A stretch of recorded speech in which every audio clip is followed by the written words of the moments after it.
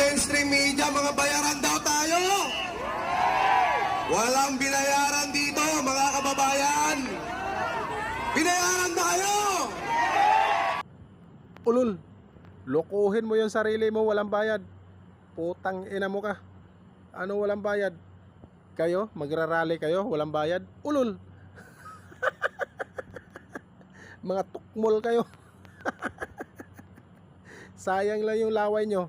Ay sa bagay, hindi naman masayang yung laway nyo dyan. Kasi may bayad naman eh. Ha? Pag nakatanggap ng pera, sige pa na sige. Ha? Pag wala nang bayad, pag wala na hindi na nakatanggap, huminto ng rally. Ayan yung mga didili supporters eh.